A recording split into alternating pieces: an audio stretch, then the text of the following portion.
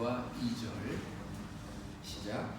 복 있는 사람은 악인들의 꾀를 따르지 아니하며 죄인들의 길에 서지 아니하며 오만한 자들의 자리에 앉지 아니하고 오직 여호와의 율법을 즐거워하여 그의 율법을 주야로 묵상하는도다. 아멘. 오늘은 맥주 감사 주일입니다. 기도하옵기는 저와 여러분들의 삶 속에 하나님이 허락하시는 풍성한 열매들로 차고 넘치기를 축원을 드리겠습니다. 오늘은 시편 1편에 있는 복 있는 사람, 하나님께서 말씀하시고 또 시편 기자가 자신의 인생을 통해서 어떤 사람이 정말 복 있는 사람인가에 대한 이야기들을 함께 묵상하고 나누는 그 마지막 시간입니다. 우리가 지난 시간들을 통해서 복 있는 사람은 악인의 꾀를 따르지 아니하고 죄인들의 길에 서지 않고 또한 오만한 자리에 앉지 않는 그런 사람이라고 배웠습니다. 그 각각의 의미에 대하여서 함께 묵상을 했고, 오늘 2절에 등장하는 복 있는 사람에 관하여서 이야기 들음으로써 이제 시편 기자가 말하고 있는 복 있는 사람이란 어떤 사람인가를 정리하려고 합니다. 지난 시간까지는 우리가 이제 각각의 구절에 따라서 세 번에 나누어서 말씀을 드렸는데, 오늘은 여호와의 율법을 즐거워하는 사람과 그의 율법을 주야로 묵상하는 사람, 이렇게 둘로 나누어서 제가 말씀을 드리지 않고 하나로 합하여서 말씀을 드리게 될 것입니다. 그 이유가 조금 궁금하실 수도 있는데 이유는 단순합니다. 여기 1절에서의 그 각각의 복 있는 사람은 거기에 쓰인 그 단어는 접속사 그리고, 그러니까 영어로 하자면 and가 쓰였습니다. 그렇지만 오늘 우리가 다루게 되는 2절의 경우는 그 and가 아니라 때문에로 이어지는 구문입니다. 그래서 하나로 묶어서 이해해야 하는 말씀이기 때문입니다. 그래서 2절을 바꾸어서 말씀을 드리면, 복 있는 사람은 오직 여호와의 율법을 즐거워하기 때문에 그의 율법을 주야로 묵상하는 자이다. 이런 말이 되는 것입니다. 여러분, 어떤 일이든지 그 일을 오래 할 수 있기 위해서는 하고자 하는, 또 하고 있는 그 일이 즐거워야 합니다. 즐겁지 않으면 그 일을 진심으로 행할 수도 없거니와 그 일이 굉장히 지겹게 느껴질 것입니다. 그래서 우리가 흔히 하는 말로 잘하는 사람은 즐겁게 하는 사람, 다시 말해서 즐기는 사람을 이길 수 없다라고도 하지 않습니까? 그런 면에서 저는 여러분들에게 오늘 질문을 드리고 싶습니다. 여러분은 하나님의 말씀을 읽고 듣고 묵상하는 것이 즐거우십니까? 오늘 우리가 읽은 이 본문은 바로 그와 같은 사람들이야말로 복 있는 사람이다 라고 이야기하고 있는데, 저와 여러분은 그런 의미에서 복 있는 사람이 되고 있는가를 스스로에게 물어야 하는 것입니다. 우리말에 개떡같이 말해도 찰떡같이 알아듣는다, 이런 말이 있죠. 근데 그런 그 사이가 된다라고 하는 것은 어떤 사이를 말할까? 그냥 아무렇지 않은 사이에서는 뭐 개떡같이 말한다고 해서 찰떡같이 알아듣는 그런 일은 생기지 않습니다. 그런 정도의 사이가 된다는 것은 그만큼 친분이 매우 깊고, 그리고 또 서로에게 그 아주 막역한 그런 사이가 될 때에 어떤 이야기를 하든지 그 이야기의 의미들을 제대로 파악해서 알아들을 수 있는 관계가 되는 것입니다. 서로가 즐거운 사이일 때 또 그런 일이 생깁니다. 연애하던 초기를 여러분 한번 생각해 보시기 바랍니다. 보기만 해도 좋을 때, 뭐 쓸데없는 소리를 해도 좋죠. 잘 알아듣고 그냥 목소리만 나오면 까르르하고 웃던 그런 때가 있었으리라고 생각이 됩니다. 그때는 뭐 그렇게 무슨 소리를 해도 뭐가 그렇게 재밌고 좋았는지 모르죠. 즐거우면 그렇다는 겁니다. 즐거움. 그 사이가 즐거운 사이이면 그런 관계가 된다라는 것입니다. 그러면 이렇게도 말씀을 드릴 수 있을 것 같아요. 목사가 때로는 조금 개떡같이 말을 하더라도 찰떡같이 알아듣는 그런 우리의 사이도 되었으면 하는 그런 바람을 가져봅니다. 뭐 이거는 이제 목회자로서 어떤 말씀 준비를 소홀히 하겠다든가 뭐 그런 의미가 아니라 그 말씀을 드리는 데 있어서 좀 제가 부족한 면들도 있을 거잖아요. 뭐 사실 또 자주 버벅거리기도 하고 또 입 안에서 말이 꼬여서 잘못 이렇게 나갈 때도 있을 것이고, 그리고 또 쓸데없이 너무 또 지나치게 길게 말씀을 전할 때도 있을 것이고 뭐 그럴 때도 있겠죠. 그러나 그럼에도 불구하고 우리의 사이가 좀 더 깊어지고 또 서로가 즐거워하는 그런 사이가 되어진다면 때로 그럴지라도 그 말씀의 의미들을 깊이 나눌 수 있는 그런 사이가 될 수 있지 않을까, 또 그런 바람을 가져보는 말씀의 의미에서 제가 말씀을 드렸습니다. 물론 목사도 말씀을 열심히 준비해야겠습니다. 그런데 중요한 것은 뭐냐면 목사든 성도든 또 말씀을 준비하고 전하는 자든 그 말씀을 듣고 또 받아들이는 자이든 간에 하나님의 말씀이 즐거워야 한다라는 그 사실이 중요한 것입니다. 우리가 나누는 말씀 그 자체로 즐거울 수 있어야 우리 사이에 증거되어지는 그 말씀들로 인한 기쁨들이 생겨날 수 있다는 것입니다. 마르다와 마리아의 이야기 잘 아시죠? 주님의 말씀이 즐거워서 그의 곁을 떠날 줄 몰랐던 마리아와 같이 말씀이 즐거운 사람은 귀를 쫑긋 세우고 하나님께 가까이 가는 겁니다. 이렇게 즐기는 사람은 자기가 즐겁게 하고 있는 일을 할 때면은 시간 가는 줄을 모릅니다. 주님 곁에서 그 말씀을 들으면서 그 마음에 기쁨이 넘치고 그래서 시간이 가는 줄 모르고 푹 빠져서 그 말씀을 듣는 거예요. 우리가 그 아이들이 이렇게 자랄 때 의외로 부모님들 중에 자기 자녀의 그 적성이 어디에 맞는지 잘 모르겠다라는 사람들이 있어요.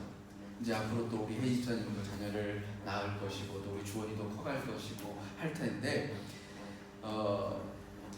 적성에 대하여서 그 걱정하는 가운데 있다면 쉽게 제가 그 자녀들의 적성을 알 수 있는 방법을 하나 가르쳐 드릴게요. 자녀를 유심히 관찰해 보시면 아이가 어떤 일에 정말 시간이 가는 줄 모르고 매진하고 집중하는 것이 있다면 바로 그것이 그 아이의 적합한 적성입니다. 다만 여기서 헷갈려서는 안 될 것이 있습니다. 대부분의 아이들은 노는 걸 즐거워합니다. 근데 그거를 아이의 적성이라고 생각하면 안 되고요. 단순히 노는 게 아니라 놀더라도 어떤 것에 지금 당장의 어떤 학업이나 교우 관계의 스트레스를 피하기 위한 행동이 아니라 재능을 통해서 열매나 결과물이 생겨나는, 그로 인해서 스스로 성취감을 느끼고 바로 또 그렇기 때문에 계속해서 스스로 찾아서 노는 그 행위를 유심히 살펴보시라는 겁니다.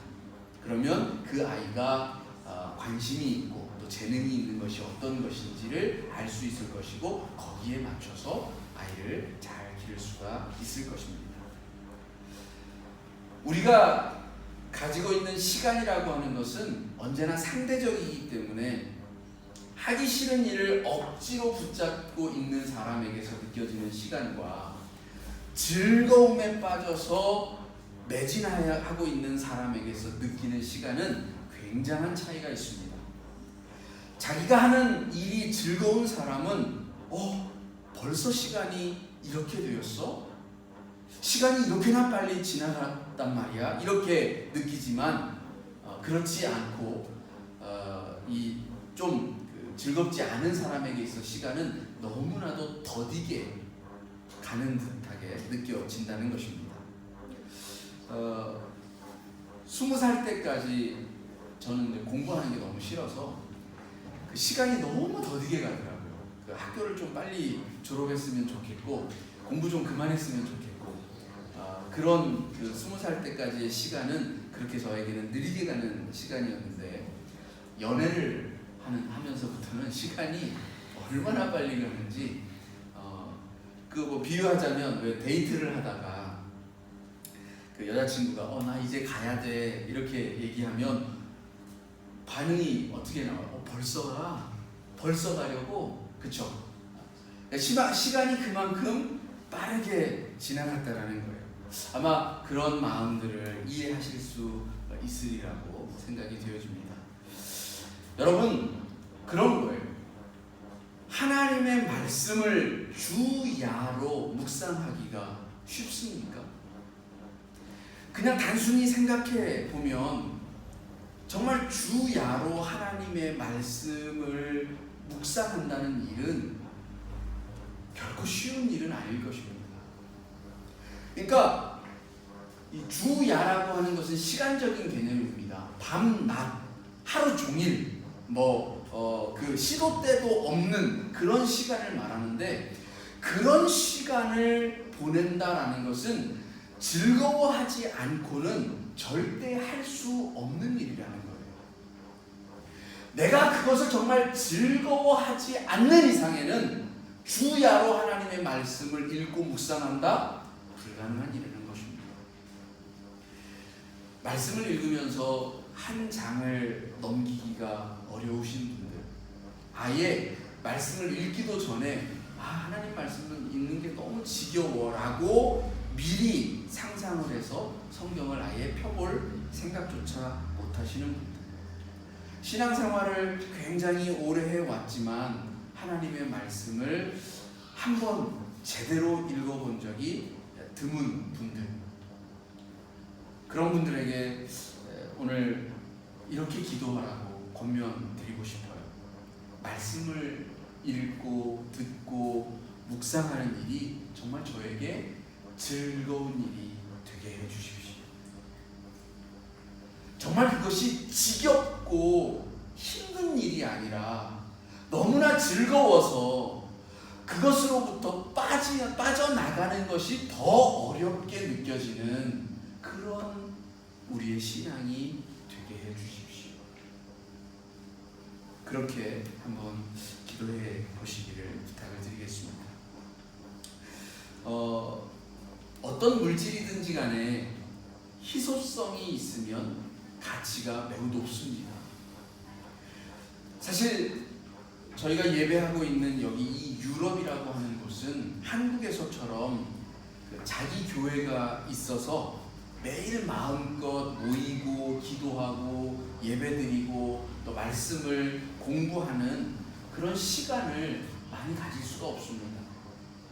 우리도 주일날 시간을 잠깐 빌려서 이 예배당에서 함께 예배를 드리고 주중에 속회라든지 이런 것들을 통해서 잠깐 만나서 말씀을 나누는 정도가 다인데, 그만큼 예배와 말씀이 희소성을 가진다면 더 귀하게 여겨져야 할 줄로 믿습니다.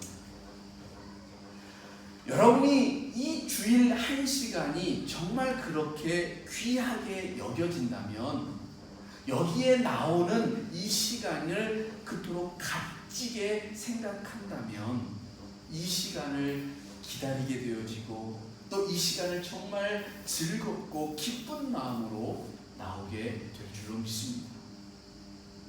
그런 마음으로 나온 사람들은 하나님의 말씀이 너무나도 아름답고 즐겁게 들려질 것이라고 저는 확신을 합니다. 만약 우리가 그런 마음이 없다면 우리 안에 말씀에 대한 즐거움 또 하나님에 대한 사모하는 마음들이 부족했음을 고백드리고 또 회개해야 할 줄로 믿습니다. 여기 오늘 우리가 유심히 생각해 볼 필요가 있는 단어 몇 개를 좀 더 살펴보겠습니다. 말씀드렸듯이 지금 핵심이 되고 있는 단어는 여호와의 율법입니다. 근데 여기서 율법은 법조문을 말하는 것이 아니라 하나님의 말씀을 통칭하는 그런 말입니다. 그리고 이 핵심 단어를 보조하고 있는 단어들이 바로 오늘 우리가 눈여겨볼 필요가 있는 단어들인데, 우선 오직이라는 말입니다. 여호와의 율법 앞에 오직이라고 하는 단어를 이 시편 기자는 사용하고 있습니다. 그리고 이 단어를 통해서 복 있는 사람이란, 다시 말해서 복받기를 원하는 그런 사람이라면 다른 것으로는 안 되고 오직 유일무이하게 하나님의 말씀으로만 복을 얻는다라고 강조하고 있습니다. 다시 말해서 말씀 자체가, 말씀만이 복의 유일한 근거라는 것입니다. 시편에서는 우리가 지금까지 살펴본 것처럼 복 있는 사람이란 돈이 많은 사람도 아니요, 출세한 사람도 성공한 사람도 아니라고 했습니다. 우리가 일반적으로 상상하고 있는 그런 복 있는 사람과는 다소 거리가 먼, 다시 말해서 하나님의 말씀을 즐거워하고 밤낮으로 묵상하는 사람이 복이 있다고 말하고 있습니다. 여러분은 여기 말씀을 우리가 함께 읽고 그 의미를 나누고 있는 이 시간을 정말 복된 시간이라고 생각하고 계십니까? 여기 이 말씀이 나누어지고 있는 지금 이 순간이 우리가 복을 누리고 있는 시간이다라고 생각하시냐라는 것입니다. 만일 그렇게 생각하지 못하셨다면 오늘부터라도 하나님의 말씀이 나누어지는 이 곳과 이 자리와 그리고 여기에 참여하고 있는 나라고 하는 존재가 정말 복 있는 자요, 복 있는 자리요, 복 있는 시간이구나, 그렇게 생각하시기 바랍니다. 그런 의미에서 우리 옆 사람에게 한번 이야기해 볼까요? 오늘 참 복이 있는 사람이십니다. 정말 그렇게 생각하시기를, 또 그렇게 믿어지는 귀한 시간이 되어지기를 바랍니다. 하나님의 말씀은 길이라고 했습니다. 하나님의 말씀은 우리의 삶을 비추는 등불이라고 했습니다. 많은 인생이 물질을 많이 소유하고도 어떻게 살아야 할지 몰라서 방황하는 경우들을 보게 되어집니다. 말하자면 돈이나 성공은 인생의 참된 도를 위해서 필요한 수단은 될 수 있을지 모르지만 결코 목적이 될 수 없다는 얘기입니다.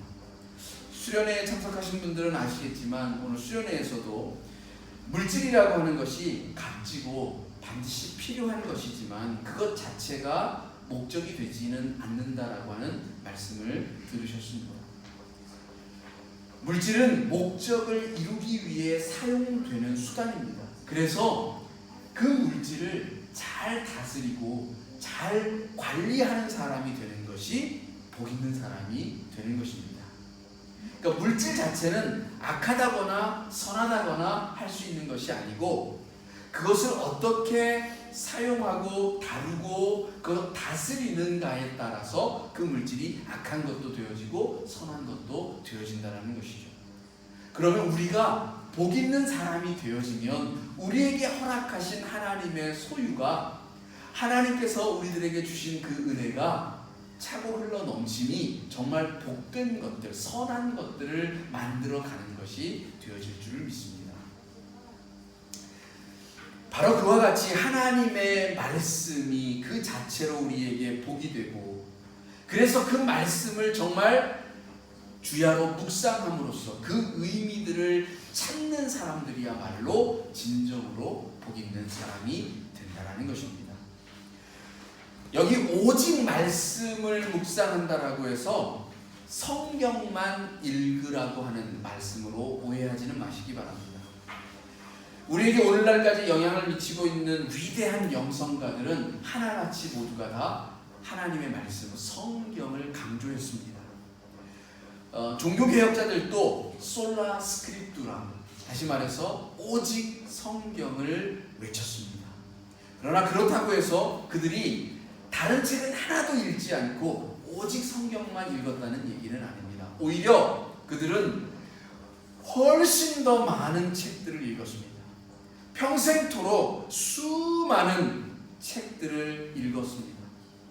그러면서 오직 성경을 이야기했습니다. 그 이유는 어떤 것일까요? 하나님의 말씀이 모든 책에서 지향하고 있는 근본적인 물음의 근원이 되기 때문에 오직 성경이다라고 말씀들을 했던 것입니다. 실제로 저도 이제 문학을 전공을 했기 때문에 그 서양 문학사라고 하는 그 대학의 교양 과목을 필수적으로 듣게 되는데, 이 서양 문학사 강의에 딱 들어가면 첫 시간에 항상 하는 그 이야기가 있습니다. 바로 서양 문학의 모든 대부분의 모티브는 이 성서에서 따온 것이다. 그래서 서양 문학을 제대로 이해하려면 성경을 알아야 한다. 그렇게 이야기를 합니다. 많은 우리 인생의 근본적인 물음과 의미를 성찰하고자 하는 질문들에 대한 답이 바로 성서 속에 있다라고 하는 이야기입니다. 저는 청소년들에게 바른 독서법을 이야기할 때에 이렇게 이야기합니다. 어떤 장르가 되었든지, 즉 공부하는 분야가 철학이든 과학이든 예술이든 먼저 역사를 들여다보라고 그렇게 권합니다. 역사의 전반적인 흐름을 먼저 익히고 나서 자신의 더 관심이 집중되어지는 그런 영역들을 파고들어야 자기가 지금 하고 있는 공부가 정확히 어떤 흐름 속에 놓여 있고 또 어떻게 전개가 될 것이고, 그로 인해서 자기가 나아가야 할 방향, 공부의 방향을 정할 수 있기 때문에 그렇습니다. 만일 우리가 그렇게 공부를 하지 않으면 사실 단편적이거나 부분적인 그런 지식에 그치게 될 경우가 많기 때문에 그렇습니다. 하나님의 말씀이 그렇습니다. 하나님의 말씀은 온 우주와 또 그 이 창조와 종말을 개관하는 하나의 큰 맥과 같다라고 할 수 있습니다. 우리는 그 맥을 따라서 어느 부분에서는 좀 더 깊이 있게, 또 좀 더 넓게, 좀 더 크게, 좀 더 세밀하게, 좀 더 다양하게 우리의 이해를 확대시켜갈 수 있을 것입니다. 그것을 위해서 다양하고 폭넓은 독서를 하시기 바랍니다. 여러 가지 많은 분야에 있어서 다양한 책들을 읽으시면서 그러는 가운데 성경을 놓지 마시라는 겁니다. 하나님의 말씀을 붙잡고 그 말씀을 좀 더 깊이 있고 좀 더 넓게 이해하기 위하여서 다양한 책들을 보시라는 것입니다. 소위 말해서 한 책의 사람들, 웨슬리가 그렇게 불리워졌는데요. 한 책의 사람들이라고 하는 사람들은 성경을 손에서 놓지 않은 사람들이었습니다. 그러면서 끊임없이 다양한 책들을 공부하고 읽었던 사람들이었다고 말씀드릴 수 있습니다. 두 번째로 우리가 눈여겨 보아야 할 단어는 묵상이라고 하는 단어입니다. 묵상. 이 묵상이라는 단어는 히브리어로 시야흐 혹은 하가라고 하는 이 두 가지의 의미를 내포하고 있는데, 그 본래적인 의미는 하나님께 말씀을 드리는 것과 하나님께로부터 말씀을 듣는 것, 이 두 가지를 포함하고 있습니다. 그러니까 묵상이라고 하면 우리가 흔히 얘기하는 예배, 기도, 이것과 의미가 상통합니다. 예배와 기도는 우리가 항상 이야기하듯이 하나님과의 사귐이요 교제입니다. 거기에는 내가 하나님께 말하는 것과 하나님이 나에게 들려주시는 것에 교통함이 있는 것입니다. 그러면 묵상과 예배와 기도는 달리 말하면 하나님과 우리의 사귐이요 대화요 교제인 것입니다. 그런데 묵상은 좀 더 엄밀하게 따지고 들면 행동과 실천이 있기 전 단계입니다. 그러니까 우리는 어떤 행동을 하는 데 있어서 사고를 먼저 하게 되죠. 그러니까 묵상은 행함과 실천으로 나아가기 바로 전 단계에 해당하는 것이라고 말씀을 드릴 수 있습니다. 쉽게 말하면 우리가 우리에게 주어진 어떤 사명이나 일들을 행함에 앞서서 하나님, 이것이 하나님 보시기에 아름답고 선한 일입니까? 제가 해야 할 일입니까? 옳은 일입니까? 이것이 하나님께서 저희에게 바라시는 그런 뜻입니까? 이런 것들을 묻고 하나님께서 우리의 마음 가운데 감동을 주시거나 말씀을 통해서 그 의미를 들려주시거나 우리의 삶의 길이 어떠해야 할 것을 가르쳐 주시는 것들을 듣는 것, 이것이 바로 묵상이라는 것입니다. 그것을 듣고 나서 우리가 행함으로 나아갈 수 있는 것입니다. 그러니까 묵상은 기다리고 듣고 받아들이는 과정이라고 말씀드릴 수 있습니다. 우리는 종종 그 마음의 생각보다 몸의 행동이 앞서는 사람들에게 이런 말을 하죠. 제발 좀 생각 좀 하고 살아. 그렇죠? 그러니까 그 사람이 그 행동하는 것이 좀 실수가 그러니까 생각보다 몸의 행동이 너무 빨라서 그 실수가 잦을 때 흔히 그렇게 말을 합니다. 물론 생각을 오래 한다라고 해서 반드시 좋다라고는 할 수 없습니다. 뭐 바둑의 그 이야기 속에서 장고 끝에 악수가 나온다라고 하는 말도 있는 것처럼 물론 다 그런 것은 아니지만, 그러나 분명한 것은 깊이 생각하지 못하고 하는 행동이 될수록 더 많은 실수를 가져다 주는 것은 아마 분명할 것입니다. 그래서 하나님을 믿는 우리 그리스도인들은 우리들이 행하는 그 실천적 행위가 정말 하나님께서 기뻐하시고 원하시고 바라시는 일인지에 대하여서 물어야 하는 것입니다. 많은 사람들이 하나님께 묻지 않고 행한다는 겁니다.